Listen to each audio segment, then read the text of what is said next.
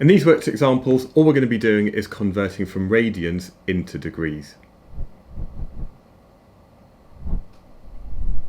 And to remind myself, I just know that 360 degrees is equal to 2 pi radians. So I'm just going to write that down at the top.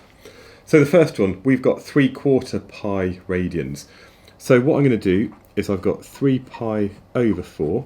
I'm going to multiply that by my conversion factor, which based on this is equal to 360 divided by 2 pi.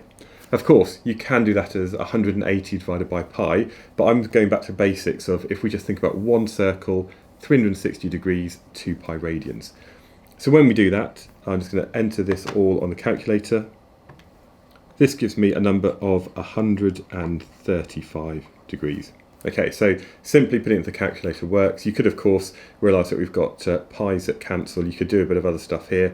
Effectively, that's going to be the same as 3 times 360 divided by 8, which would still be 135.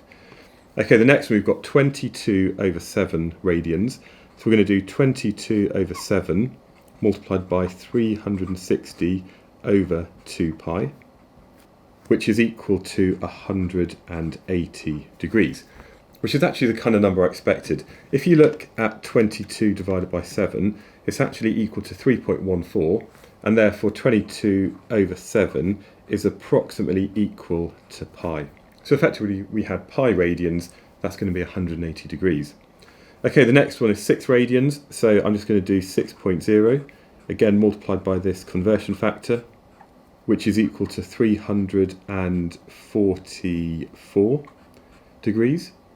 And then we can do the same for this one here, so 2.4 times 360 over 2 pi, which is 138 degrees, and now we're kind of really into the swing of things. 0.45 radians, so 0.45 times 360 over 2 pi, and that's equal to 26 degrees.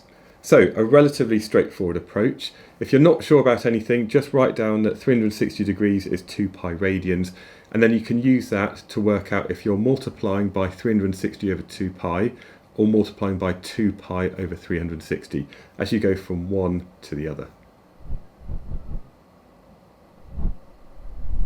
By the way, this is just one of many videos I've made covering all of the maths that you need to understand for A-level physics. It's part of a mini course which includes many more topic videos, multiple worked examples, and also a guide that you can download.